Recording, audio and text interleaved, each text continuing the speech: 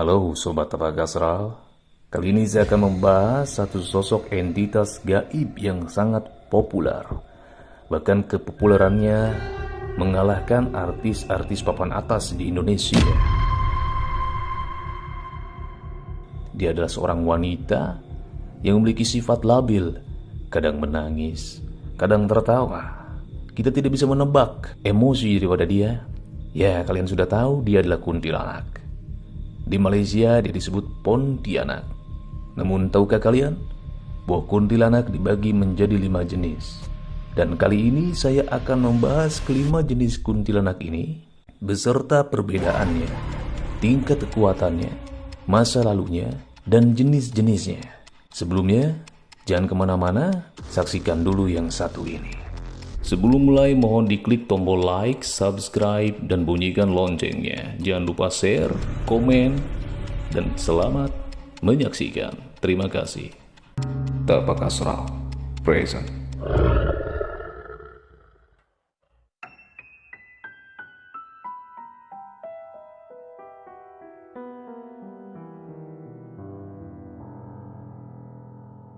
Sebelumnya saya pengen terima kasih banyak nih ya untuk Astralizer yang sudah subscribe. Soalnya kalau kalian tidak subscribe, we are nothing gitu. Kita gak ada apa-apanya. Dan kami apresiasi besar untuk Astralizer yang selalu menyimak kami. Nah, sebagai informasi ya, kita tuh pernah membuat sejarahnya kuntilanak. Dari lokasi pertamanya mereka berada hingga alasannya kenapa mereka bisa jadi seperti itu. Tapi kita waktu itu membahas sosok kuntilanak yang berwarna putih. Nah, tapi untuk kali ini kita akan membahas 5 macam kuntilanak. Nah, untuk lebih jelasnya lagi, saya akan mengarahkan ini kepada Bang Jo ya.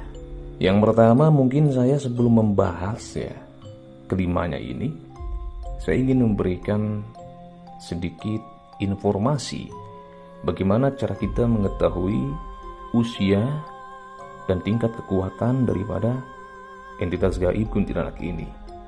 Yang pertama, lihat seberapa panjang rambutnya. Semakin panjang rambutnya, semakin tua dia. Yang kedua, warnanya apa. Nah, ini nanti mungkin akan saya bahas. Dari kelima entitas gaib kuntilanak ini, dimulai dari yang paling awal, dimulai dari yang paling standar, yang masih tingkat genin. Kenapa saya katakan genin? Ya karena ini adalah syaratnya jin korin perempuan ingin memasuki dunia kunti. Ingin dianggap oleh komunitas kunti. Harus memiliki tahapan dulu. Kalaupun ada manusia yang melihat penampakan kuntilanak putih itu, jangan disalahkan kuntilanaknya.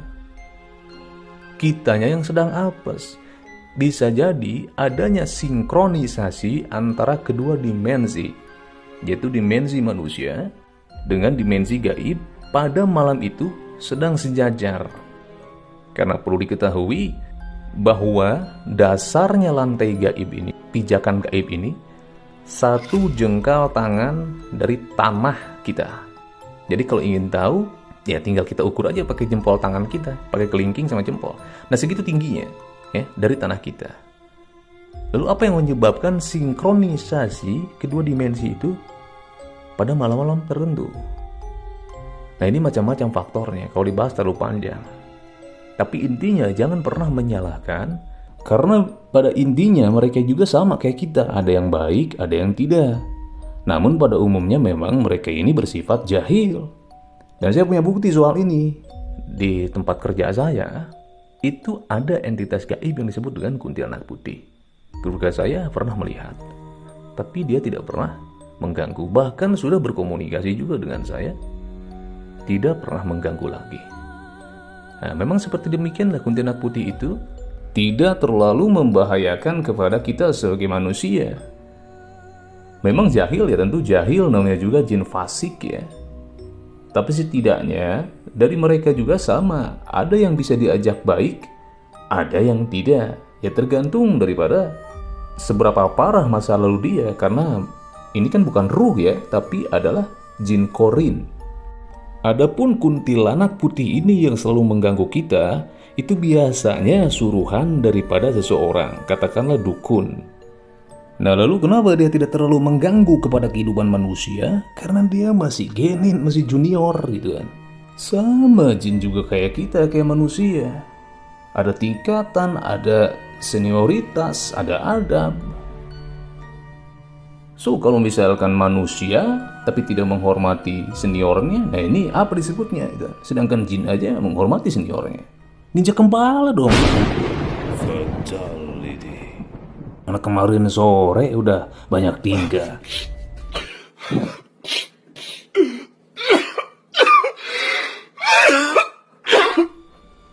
Oke, jadi kayak gitu ya.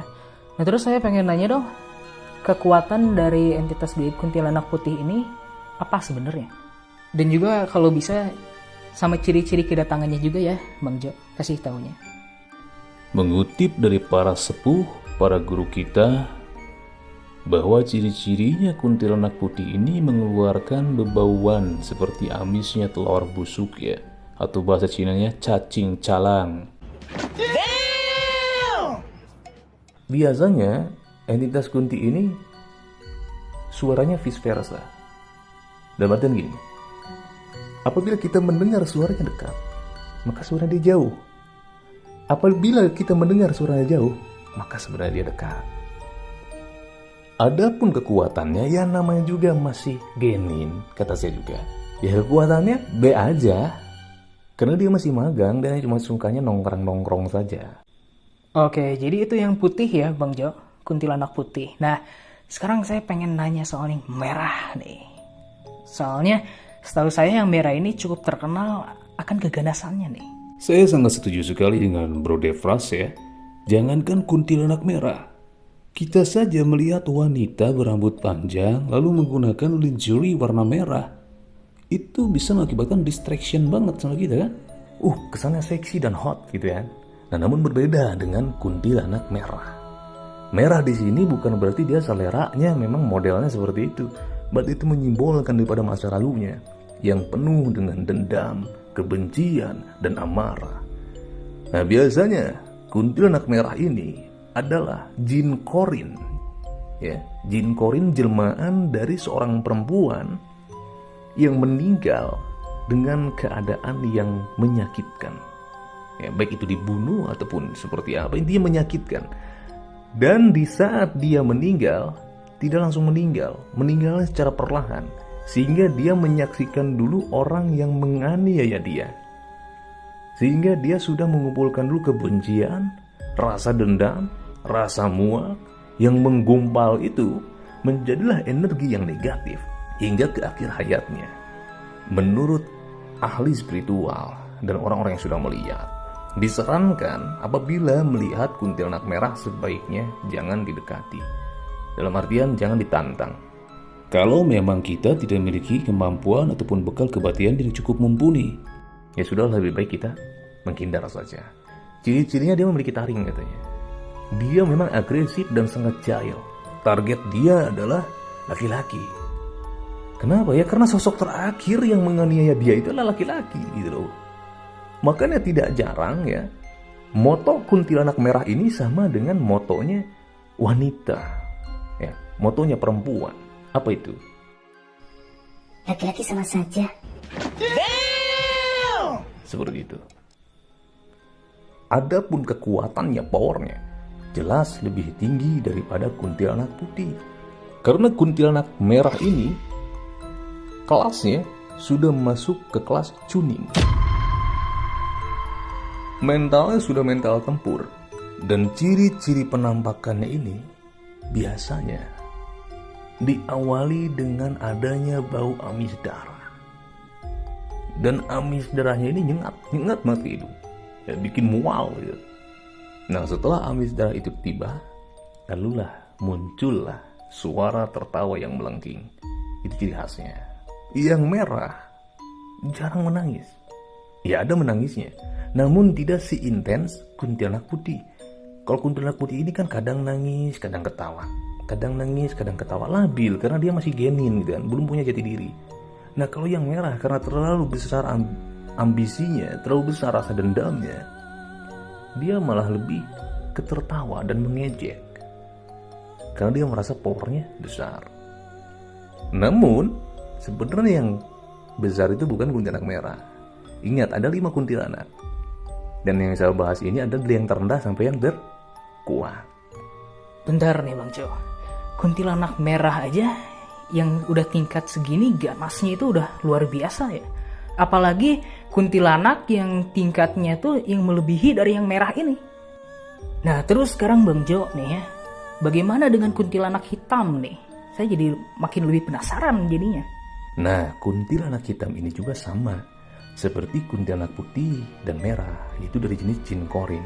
Dalam artian perwujudan dari manusia yang sudah meninggal. Namun ingat, bukan ruh ya, karena ruh itu suci. Ruh itu hanyalah hak Tuhan yang Maha Kuasa. Siapa kuntilanak hitam? Biasanya yang menjadi kuntilanak hitam ini adalah sosok wanita yang melakukan perjanjian dengan entitas gaib untuk menambah ilmunya. Macam-macam ilmunya, apa saja, bisa ilmu santet, bisa susuk misalkan, ya, ingin terlihat lebih cantik dan lain sebagainya, atau juga ilmu pelet. Makanya ketika dia meninggal, karena adanya perjanjian dengan entitas gaib itu, maka diambillah oleh korin si jiwanya. Lo bentuklah dengan perwujudan seorang perempuan menggunakan pakaian yang serba hitam. Nah, setelah dia menjadi entitas gaib kuntilanak hitam ini, dia suka dipekerjakan oleh siapa? Oleh dukun yang memiliki ilmu hitam. Biasanya dukun menggunakan kuntilanak hitam ini ya tentu untuk mengganggu sesama manusia. Tergantung daripada pesanan daripada si pasien. Baik itu untuk menghancurkan rumah tangganya lah, atau menyantetnya lah, yang lain sebagainya. Itu menzolimi lah. Ini untuk menzolimi manusia.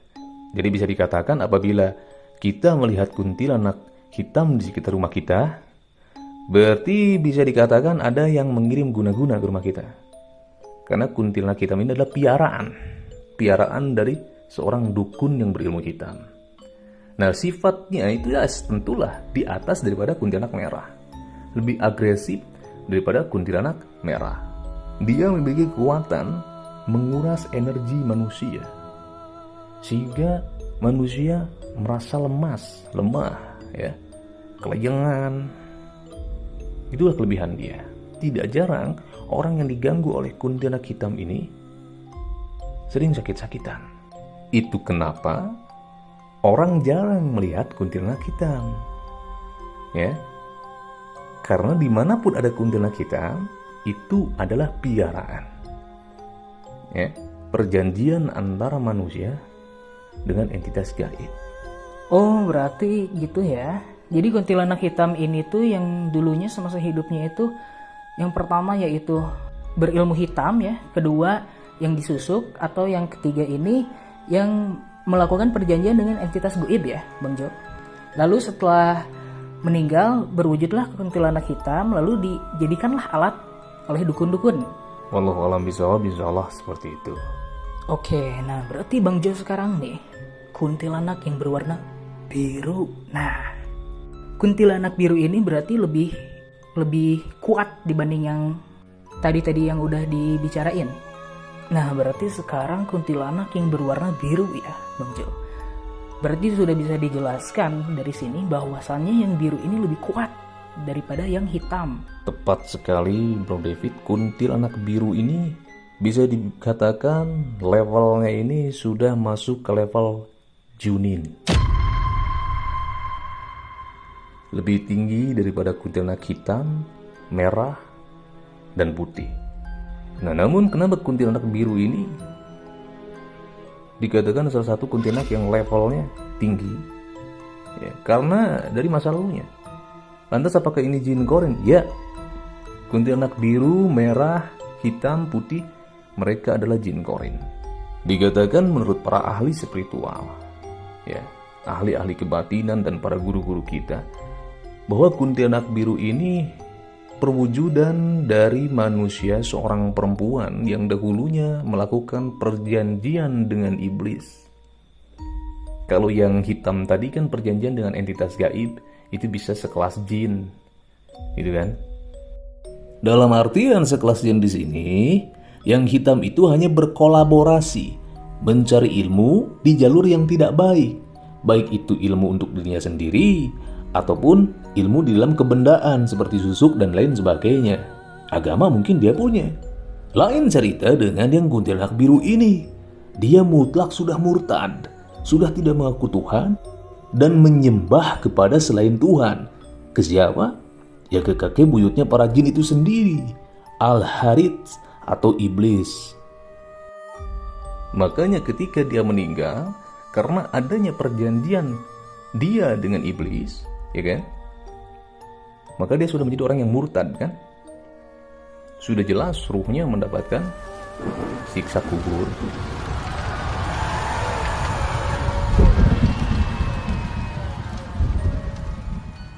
Sedangkan jiwanya diperbudak oleh iblis itu sendiri, menjadi bawahannya iblis. Saking kuatnya kuntilanak biru ini, dia tidak usah melakukan apa-apa. Cukup berdiri saja, manusia langsung pingsan, tidak sadarkan diri. Kalau yang hitam kan cuma bikin lemes tuh, kelayangan. Nah kalau yang biru, ini langsung orang yang gak sadarkan diri. Itu cuma berdiri doang nampakin, belum dia melakukan gerak apa-apa. Nah biasanya yang biru ini ya, kehadirannya itu diawali dengan angin yang kencang.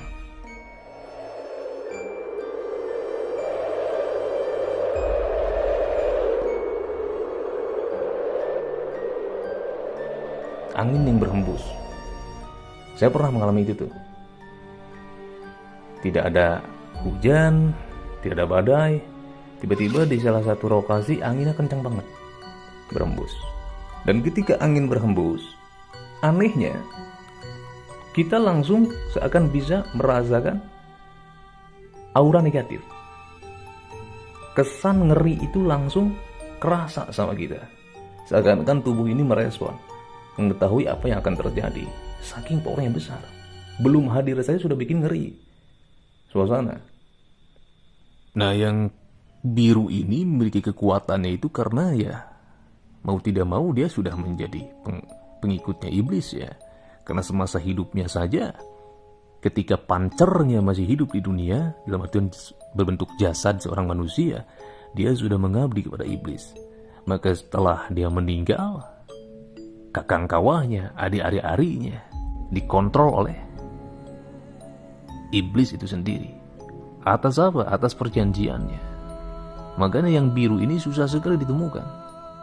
Dan yang biru ini powernya sangat kuat sekali.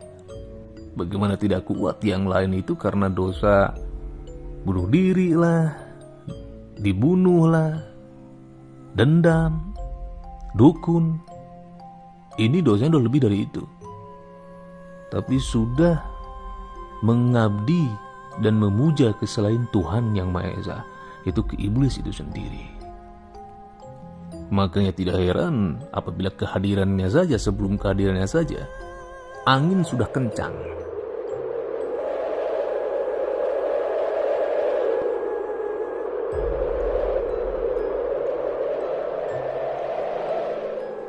Ya seperti di film-film gitu ya.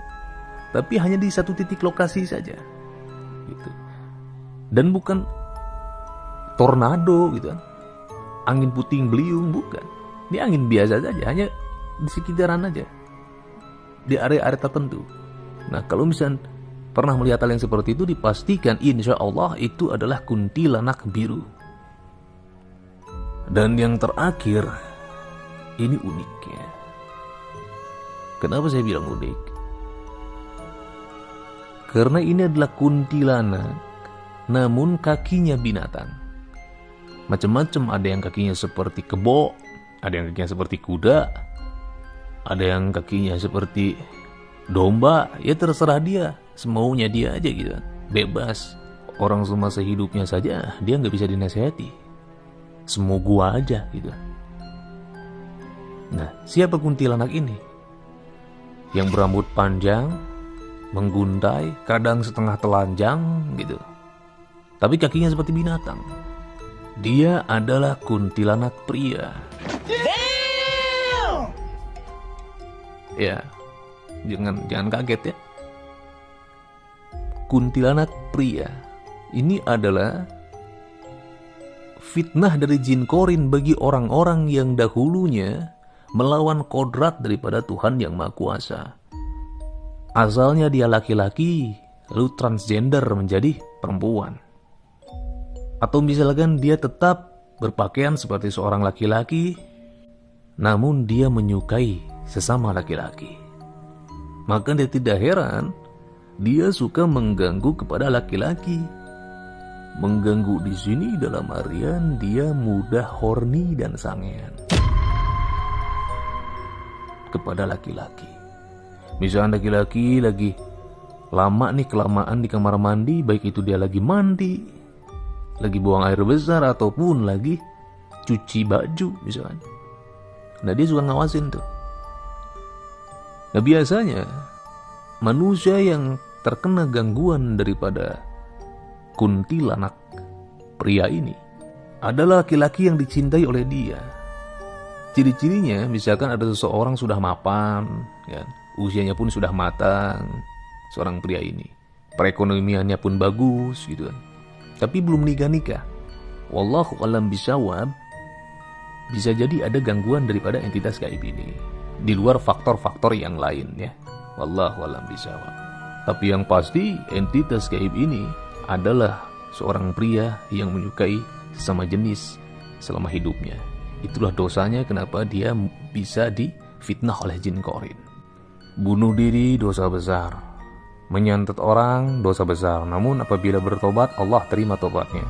Untuk yang suka menyantet orang, menyembah kepada iblis dosa besar juga. Namun apabila dia masih hidup lalu tiba-tiba bertobat kepada Allah, Allah ampunin juga dosanya. Tapi seorang yang menyukai sama jenis, dia tidak menyembah iblis, dia tidak bunuh diri, dia pun mengaku orang yang beragama. Namun dia melawan kodratnya sebagai manusia yang harus berpasang-pasangan dengan lawan jenis. Dan inilah yang membuat Allah susah untuk mengampuninya. Dan ini juga yang membuat kita susah untuk menyadarkannya. Kenapa untuk penyakit yang seperti ini tidak ada toleransinya? Sebab cobalah gali bahwa iblis itu memiliki sifat biseksual dan suka sesama jenis. Seperti apa yang pernah terjadi di masa lalu kepada kaum Sodom. Karena apabila kita menyadarkan mereka, maka dikatakan bahwa kita ini adalah orang yang tidak toleransi. Disinilah kesalahannya orang memahami apa arti toleran itu sendiri. Makanya sebelum kita berkata-kata soal toleransi, coba perhatikan dulu apa makna dari kandungan kata toleransi itu. Toleransi itu sendiri berasal dari bahasa Latin, yaitu dari kata tolerare, yang artinya untuk menahan diri, bersikap sabar, membiarkan orang berpendapat lain, dan berhati lapang terhadap orang-orang yang memiliki pendapat berbeda. Itulah makna toleransi.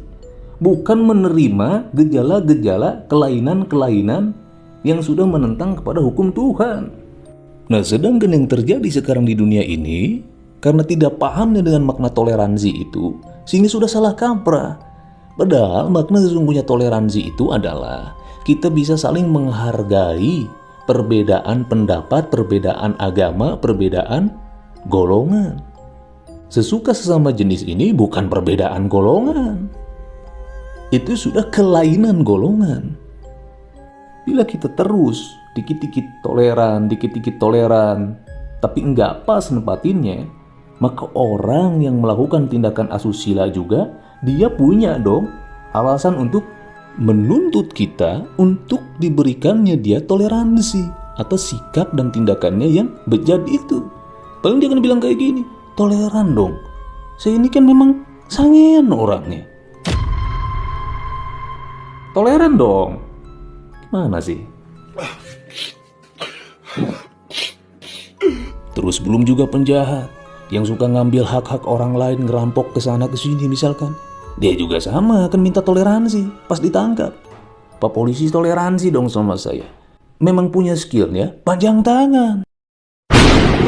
Fatality. Karena ini pun tercatat di zaman Bani Lut, di zaman Nabi Lut kepada kaum Sodom. Maka berhati-hatilah di dalam mengolah pola pikir kita, di dalam bergaul, karena tidak jarang orang yang tadinya normal menjadi tidak normal karena pergaulan. Dan jangan sekali-kali kita mewajari sesuatu hal yang memang sudah tidak wajar. Ingat kata toleransi itu, gunakanlah kata toleransi itu dengan akal sehat. Bukan berarti artinya toleran itu segala sesuatu hal itu diberikan toleran. Nah, akhirnya pada akhirnya terjadilah adanya kuntilanak berkaki binatang ini. Karena segala sesuatu hal itu, apa yang diwujudkan oleh jin korin itu adalah simbol daripada amal perbuatan kita sendiri. Karena sesungguhnya tidak ada satupun manusia yang tidak ditemani oleh korin di dalam dirinya semasa dia lahir. Nah, korin-korin yang jelek ini yang ada di sebelah bahu kiri, dan sedangkan korin yang baik adalah yang ada di bahu kanan dengan wujud yang baik juga tentunya. Atau yang orang bilang, oh itu adalah leluhurnya. Nah, padahal lah korin yang baik ataupun karomah daripada suatu keilmuan dari leluhur. Jadi kayak gitu ya. Paham lah Bang Jaya. Nah, tapi saya pengen nanya nih. Soalnya ada yang ngeklaim bahwa beberapa entitas goib adalah leluhurnya. Nah, menurut Bang Jo nih, saya juga pengen nanya sekalian gitu ya. Leluhur itu apa sih menurut sepengetahuan Bang Jo? Oke, di Sunda ada istilah karuhun. Ya, mungkin orang akan mengartikan karuhun itu disamakan dengan leluhur. Betul, namun ada rahasia di balik kata karuhun. Karuhun itu adalah Rasulullah anu disuhun. Sebab Rasulullah itu adalah leluhur kita. Jadi leluhur yang dimaksud adalah sosok orang yang diagungkan dan dihormati. Baik itu orang tua kita terdahulu, ya, ataupun para nabi. Nabi Adam pun leluhur kita. Jadi kata leluhur ini sangatlah luas. Namun apabila leluhur ini dikaitkan dengan sebangsa jin, jin korin, ataupun lembutan, kurang pas dan kurang pantas. Kenapa? Karena ras pun beda. Apabila kita memiliki leluhur dari sebangsa jin, maka itu sama saja berarti kita setengah manusia, setengah jin dong. Nah, inilah kekeliruan di dalam memahami. Karena sebenarnya orang-orang dulu ini lebih cerdas. Karena saking cerdasnya orang dulu, makanya kalau ngomong itu tidak pernah didetailkan. Sedikit bicara. Kenapa? Karena mereka sudah saling paham apa yang dimaksud dengan pembicaraan itu. Nah, seperti orang Sunda kuno bilang kata karuhun, orang-orang pada saat itu sudah paham. Yang disebut karuhun itu adalah leluhur mereka dari kaum bangsa manusia yang sudah tiada, yang dihormati dan diagungkan.